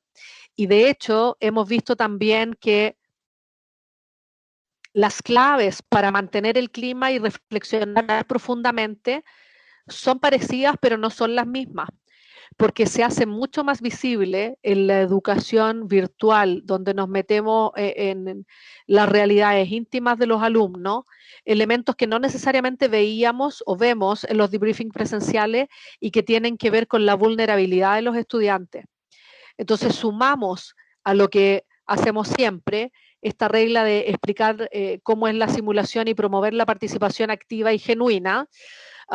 Tenemos que profundizar en la forma de diálogo para tratar de convencerlos de que si ellos juegan a que es real parte de lo que hacemos, hay mejor aprendizaje y decidir bien qué los ayuda a eso y qué no. Yo, por ejemplo, en las simulaciones que hago con LIP, que he visto que otra gente lo hace, uso solo el monitor más el paciente estandarizado y no agrego videos de los procedimientos. Entonces, si en la simulación en algún momento hay que intubar, yo más bien uso un apurador de tiempo mezclado con voz de Dios y digo, ya intubaste, sigue. porque cuando ponen un video, los alumnos se van a mirar el video y sacan su cabeza del canal de procesamiento de la información de toma de decisiones para ir a mirar qué pasó en el procedimiento. Y los fuerzas a mirar algo que a lo mejor no te entregue información. Entonces, si el video no entrega información, le aumentaste la carga cognitiva para ni una lecera. Eso en el fondo tiene que hacerse de una forma como ordenada también, pero ha ido apareciendo mucho más fácil para los alumnos cuando las simulaciones las hacemos los viejos cracks de la simulación y no los profes nuevos que están partiendo. Hemos tenido que aprender a ajustar la conversación a los procesos de razonamiento. Afortunadamente, como los alumnos pueden usar la pizarra en paralelo, logramos sí hacer que los procesos de razonamiento sean más visibles con el uso de la pizarra virtual, y eso nos permite ayudarlos a trazar mejores conexiones entre distintas áreas de conocimiento. Y ahí en el fondo profundizamos más la reflexión. Yo creo que el debriefing por plataforma virtual genera, o sea, no, yo no creo. Tenemos un estudio que está publicado antes de ayer en la revista Educación Médica Elsevier, que muestra que la comparación de simulaciones de pacientes en anamnesis entre presencial y remota generan aprendizaje en los alumnos. Y tenemos otro estudio en que no está publicado todavía, en que la simulación virtual demuestra que los alumnos aprenden manejo farmacológico y solicitud de exámenes en tiempos cortos y actúan en tiempos cortos para el diagnóstico del ACV. Tenemos otros estudios que muestran que los alumnos aprenden corrección de electrolitos con esta monitorización virtual. ¿Qué es lo que no aprenden? No aprenden dinámicas genuinas de trabajo en equipo.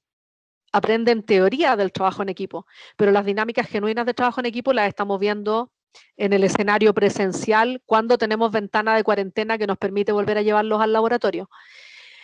Pero cuando entran al laboratorio, están súper acelerados en cómo manejar el monitor y en cómo interactuar con el simulador.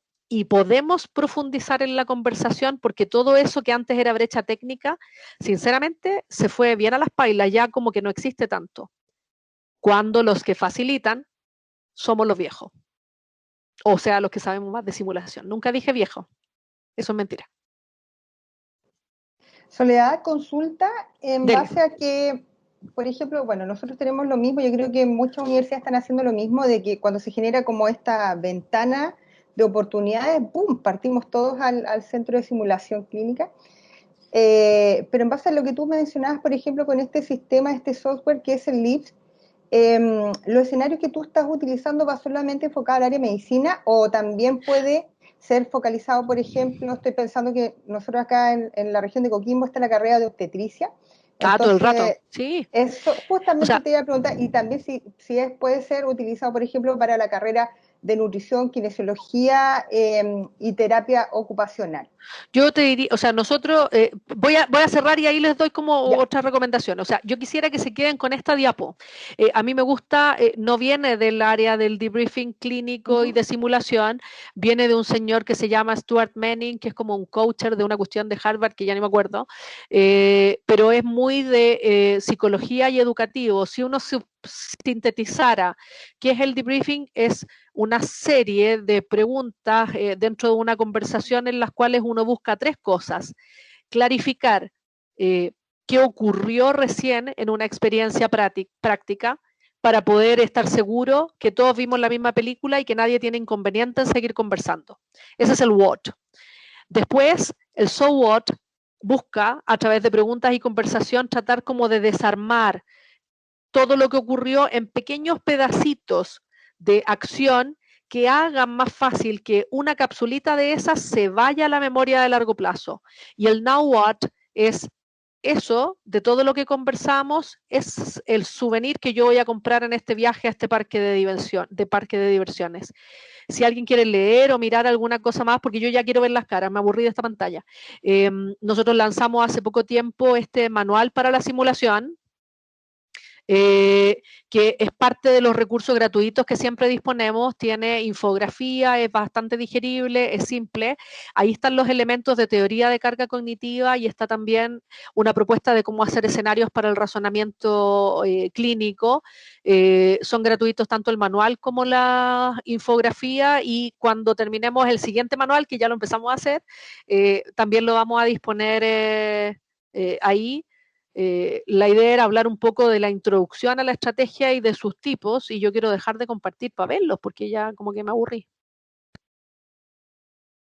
de la pantalla, de no ver nada de eso. ¿Cómo hago esto para dejar de hacerlo?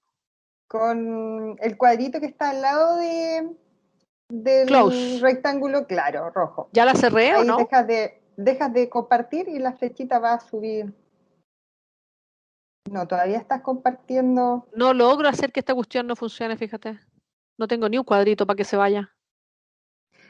En la parte superior derecha debes estar y ahí puedes dejar de compartir. Y dice dismiss. Al lado de salir. Sí, al lado de salir. Al lado de salir en los puntitos arriba. A lo No mejor, hay si caso, no lo encuentro. yo te puedo sacar. Voy a ver si puedo compartir. Show participants, show conversation, raise hand. Ya, ahí yo, por Ya. ejemplo, yo puse compartir. ¿Te fijas? Puse compartir y ahora voy a dejar de compartir para poder ver. Gracias. Sí. Ahí, Mi discapacidad de pantalla es ahí mi discapacidad de Teams en realidad, Soraya, porque yo no uso Teams, pero para nada. De hecho, no uso Office en ninguna parte de la vida. Me carga. Ahí entonces se está proyectando. Ahí no estamos viendo entonces todas nuestras caras.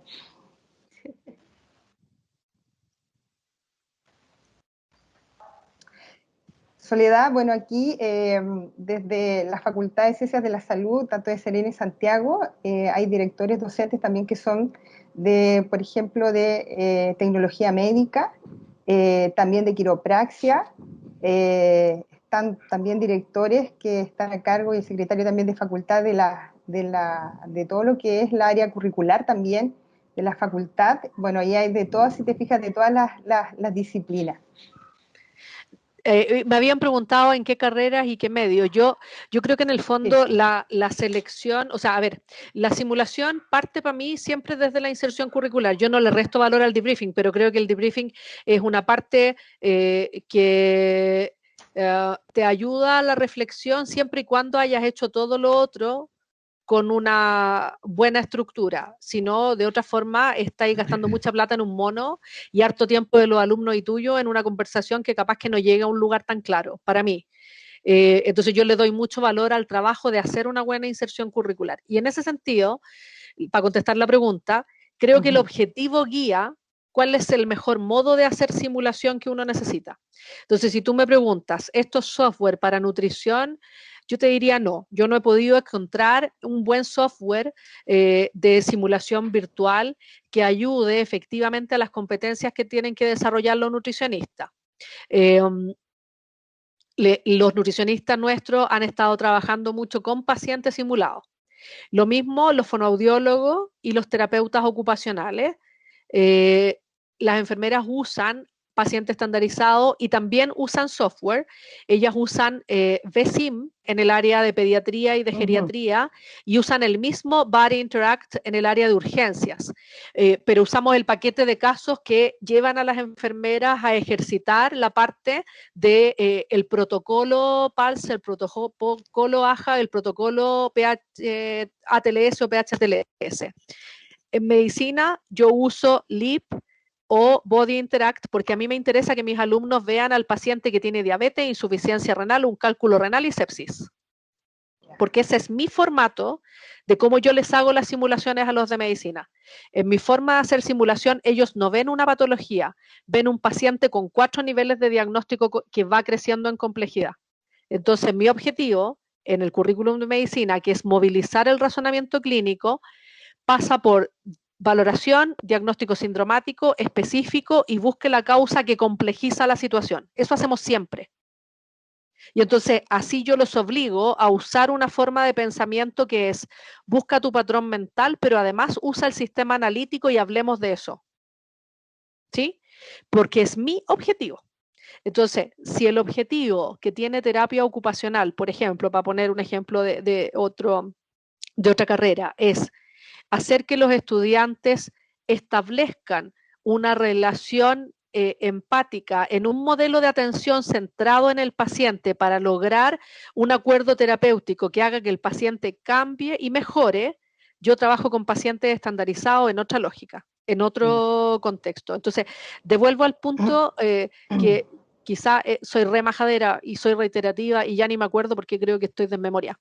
El foco de una buena simulación no es hacer una pura forma de debriefing, no es solo hacer el debriefing, es saber pedagogía, guiarse por objetivos, tener buenos medios y sobre todo tener un instructor que crea en los alumnos y quiera hacer esto para estar disponible para ellos.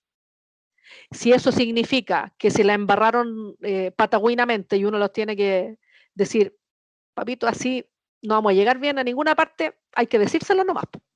Y de ahí uno les puede decir, yo creo que usted necesita más coach, así que nada de andar pasando al curso siguiente, vuelva para acá y lo hacemos de nuevo, o sea, reprobarlo. También, pues, no hay ninguna dificultad en esa cuestión. En tecnología médica, el Ricardo Castillo usa, con el poder de la clínica alemana en realidad, a Siemens, para que Siemens, obligado, porque como le vende equipo a la clínica alemana, no tiene otra que decirle al Ricardo Castillo, sí, Ricardo, lo que usted diga, que le pase software de procesamiento de imágenes de radiología y entonces los alumnos juegan en simuladores virtuales de radiología. En fonoaudiología, nuestro laboratorio de creación de realidades inmersivas creó un simulador de laringe para técnicas de fonación, porque tenemos un proyecto de generación de simulación virtual inmersiva. El LIP en enfermería no han querido usarlo, fíjate. De puro porfías que son, yo creo. Pero no lo dije. Si hay alguna de las mías aquí, no lo dije, es mentira. Soy yo simulando decir eso. Hay una brecha que yo creo que es importante y que tiene que ver con que uno tiene... Es un riesgo usar el LIP porque tú te estás exponiendo frente a los alumnos a inventar una cuestión que nadie ha inventado. Y yo creo que en el fondo eso, que también lo vivimos, o sea, nosotros tenemos un cierto grupo de alumnos que dijo, no, estas simulaciones no me gustan y no sé qué y bla, requiere un arrojo de un instructor que está partiendo nunca va a tener. El que se arroja a adaptar lo que ya sabe es el experto.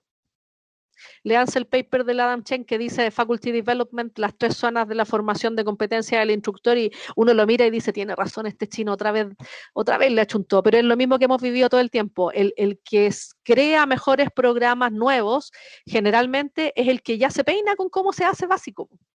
Entonces no le podéis pedir a alguien que nunca se ha hecho esto de manera básica que tire algo así como rocket science en un momento duro para los profes porque los están obligando a todos a tratar de hacer una cuestión que hacían distinta, resistencia al cambio, se hace con otros medios, brecha tecnológica, y que requiere capacidad de adaptación y creación que te la da el dominio de todo lo anterior. Entonces, no, yo creo que es el susto al cómo hacerlo. Y no le veo otra explicación. Y en obstetricia ha sido fenomenal para todo lo que tiene que ver con evaluación de sufrimiento fetal dentro del parto, porque como funciona en base a monitor, uno le sea con poner el monitor compartido de la mamá con el de latidos fetales. Y en el latidos fetales le vamos tirando desaceleraciones y tonteras y los alumnos, como que tengo que hacer algo, dele. O sea, ahí la gracia está en provocar el desafío cognitivo de, chiquillos, se va, hagan algo. Ese un poco es el setting. No es difícil de usar. Yo confieso que la primera vez que lo hice, la Karen Vergara se sentó al lado mío y lo hizo ella por mí. Durante 2 semanas tuvo que ir conmigo todas las veces y de ahí para adelante ahora yo hago lo que quiero con esa cuestión. Pero también implica en el fondo que vaya a tener que tener el LIP y alguien que se siente todos los días a hacer la cosa. Así es. Pero para obstetricia lo recomiendo fuertemente para el manejo de desaceleraciones de todo tipo y más pacientes con eclampsia, tafilete para las pacientes con eclampsia. La eclampsia Súper. También la podéis jugar ahí. Ya, gracias Soledad, por justamente esa era la duda y consulta que teníamos con la directora también de obstetricia, que están full también con bastantes horas también en el centro de simulación. y justamente viendo también esta virtualidad y como tú dices, a lo mejor con apoyo del monitor, con los latidos cardíacos fetales o también con un paciente estandarizado. Aquí Juan José Díaz levantó su mano. Juan José, por favor. Sí, buenas tardes Soledad, mucho Hola, gusto, igual. mucho gusto. Creo que tengo la oportunidad de haberlo escuchado en otra ocasión y me parece muy buena, ¿cierto? Esta forma de esta conferencia que han podido dar las chiquillas, estas tres oportunidades y, bueno, creo que esto es la guinda de la torta, por decirlo así, muy buena exposición respecto a todo lo que hemos visto y le agradezco también. Bueno, quería un poquito repetir la pregunta con respecto a tecnología médica. Yo tenía idea, ¿cierto?, que Ricardo estaba trabajando porque tenemos contacto también, tenemos profesores de allá que están haciendo clases acá con nosotros. Súper. Y también hemos estado trabajando en algunos escenarios, pero muy rudimentario para tecnología médica, porque en realidad mi enfermería es la que tiene más desarrollado esta área más que tecnología médica. Pero quisiera preguntarle en ese sentido, si bien es cierto, radiología lo puede hacer, nosotros hemos trabajado en algún sentido, y como le decía, en forma rudimentaria, porque tenemos también un equipo de radiología. Entonces, lo que hemos trabajado es la atención del paciente en radiología. Entonces, entre los mismos estudiantes hemos creado escenarios con ellos, y nosotros también hemos servido como pacientes, en el fondo, para poder que ellos puedan aprender, ¿cierto?, a cómo atender a un paciente, a humanizar el trato también con el paciente. Y lo hemos puesto también en algunos aprietos, a veces haciendo algún tipo de teatro con respecto a eso. En el área de oftalmología, porque nosotros tenemos las tres menciones de especialidades que estamos dictando, los colegas trabajan también atendiendo a personal de la universidad y también haciendo evaluaciones con respecto a cómo es el trato del paciente. Y es como un aspecto de simulación también en ese sentido. Pero en bioanálisis tenemos el problema porque nosotros somos de laboratorio, entonces lo que necesitamos hacer es pipetear, trabajar con los equipos, entonces por ese lado, en la parte de química clínica, microbiología, hematología, un poco difícil. Pero la colega de banco de sangre ha estado trabajando, como ella tiene experiencia, en aféresis, es en la aféresis, en la atención del paciente en aféresis. Y como le digo, muy rudimentario en la instalación de vía venosa periférica, más o menos monitoreando cómo se debe ver un paciente y cómo se aborda un paciente aséptico en una aféresis. Entonces, esos son los escenarios muy rudimentarios, como le digo, que hemos trabajado hasta ahora. No sé si usted ha escuchado o ha visto otras experiencias que quizás pudieran servirnos también.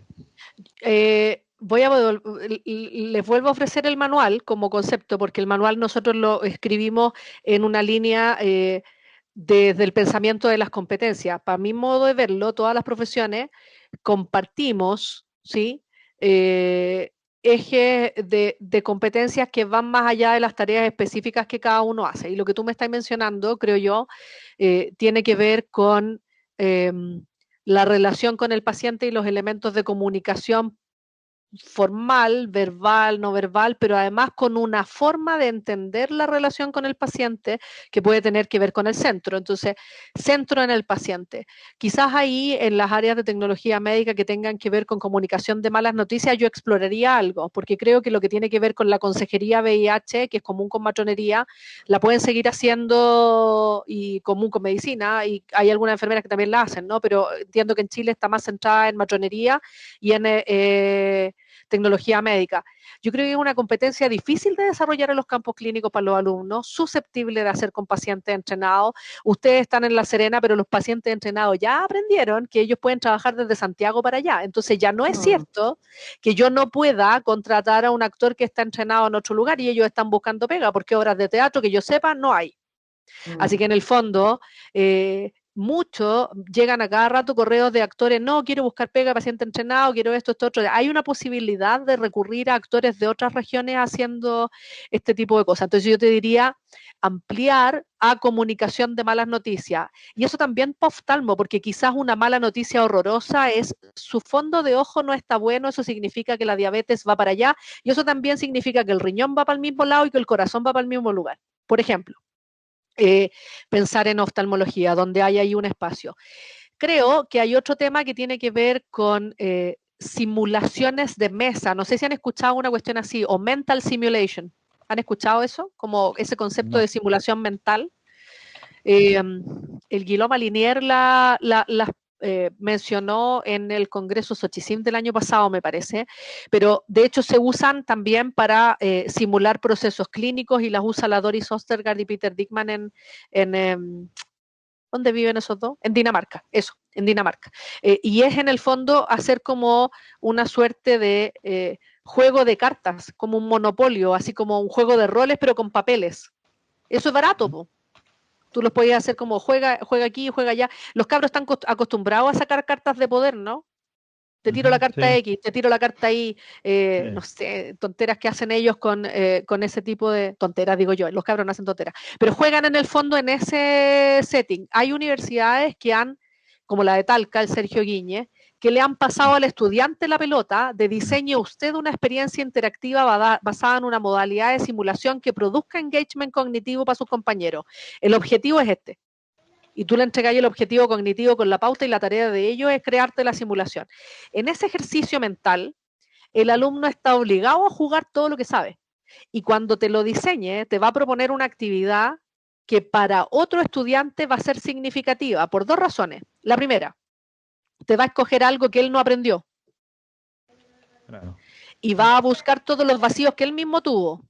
Y la segunda, la va a proponer en un medio en que él sabe, con lo que yo sé, yo podría resolverlo. Y te va a entregar un escenario filete, súper ajustado al nivel de los alumnos, que va a provocar engagement cognitivo y que te queda para ti para la vida. Yo, desde que partimos el año pasado ahora, tengo exactamente 20 escenarios que me han hecho los alumnos, porque dentro de las rotaciones, parte de mi estrategia es, te enseño y listo. En esta semana, ustedes inventan y tu nota del fin de mi rotación es, usted le corre el escenario a este otro compadre, yo soy solamente el técnico y ponemos nota por eso. Y después el escenario que me dan, yo lo tomo y lo aplico con otros alumnos, y el dulce que le doy a los alumnos de medicina, que se venden por un paper siempre en cualquier parte, es que si medimos bien, en cursos más chicos, el dueño de la publicación es usted.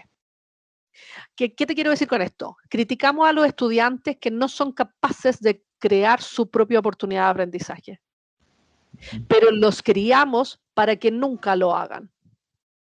Y en esa revolución te alivianáis la pega, y te transformáis en un profesor más vital porque estáis mirando el mundo desde ojos que no tienes. Pues si tú usas igual de anteojos que yo y los míos ya me quedan mal, tengo que ir a ajustarlos. Sí, no sé si te sirve. Sí, Estamos súper, en la súper. misma. Estamos en la misma. Creo que en el gracias. fondo, más que pensar, y hay que ser sensatos con el bolsillo de los alumnos y con los bolsillos de las universidades. O sea, a mí me duele la guata y por eso soy obsesiva en saber, tengo 15% de uso con el Body Interact. O sea, para mí eso es una irresponsabilidad legal. Si no logro que los profesores aumenten la tasa de uso, tengo que dejar de comprar esa porquería.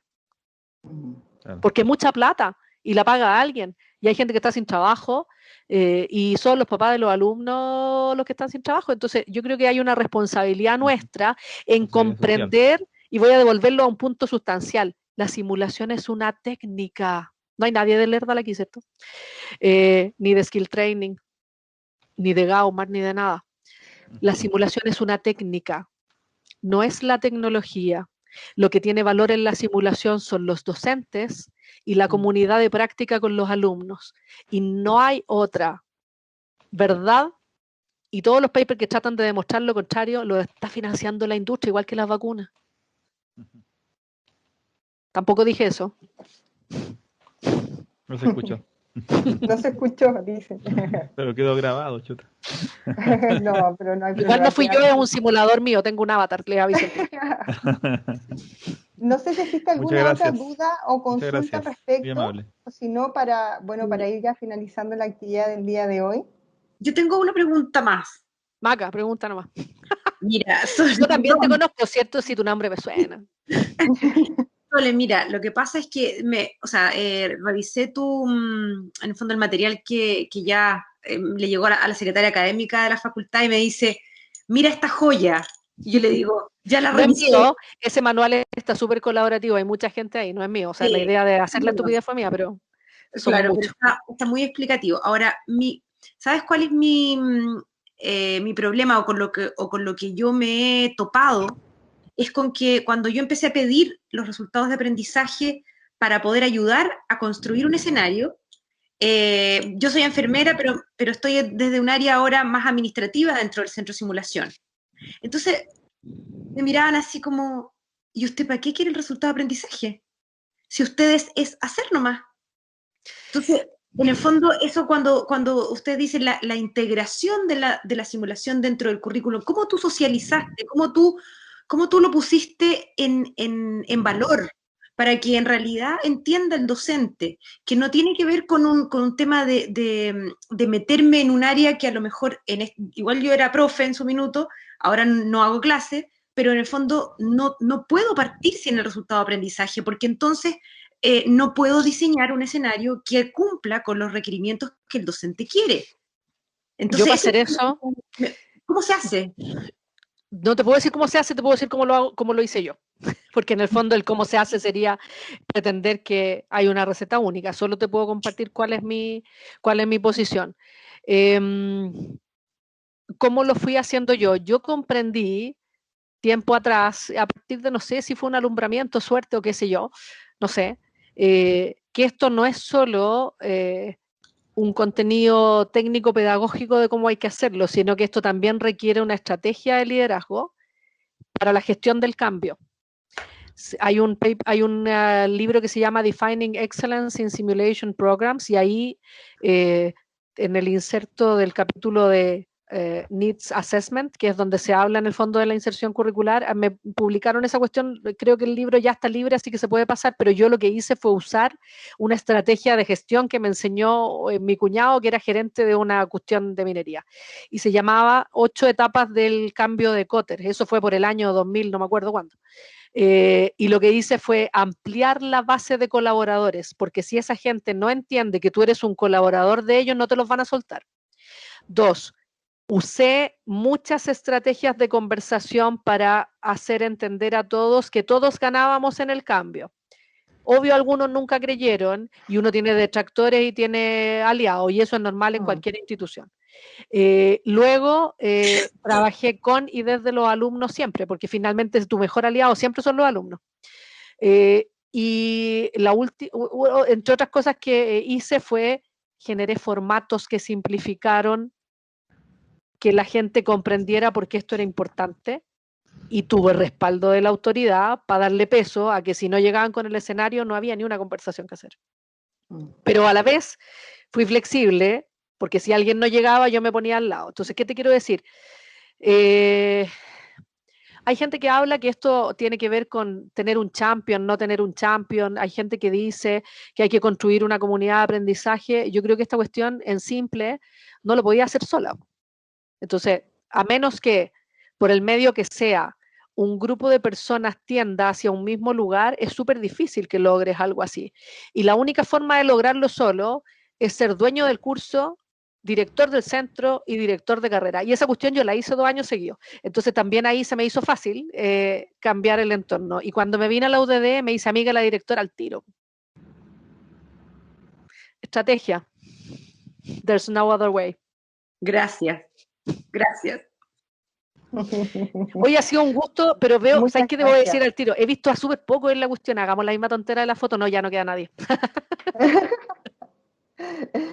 Sí, se han ido algunos retirando, pero muchas gracias, Soledad, y muchas gracias también a todos y a todos quienes pudieron participar y poder unirse, ¿cierto?, a este tercer ciclo de capacitación de simulación clínica.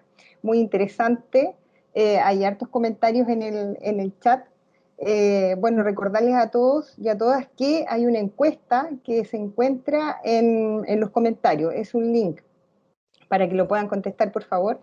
Y bueno, y vamos a continuar con un cuarto y un quinto y un sexto ciclo, ¿cierto?, de capacitación en simulación en docencia clínica, porque nos interesa conocer también muchas experiencias que tienen también y otras dificultades, a lo mejor también que presentan otras universidades y lo que hemos visto a lo largo de este ciclo, que muchas de ellas se van o van siendo similares entre uno y otro centro. Que sí, yo creo que esta es una buena instancia para generar este espacio también que es bastante colaborativo. Que sí, muchas gracias a todos los que se han podido unir el día de hoy.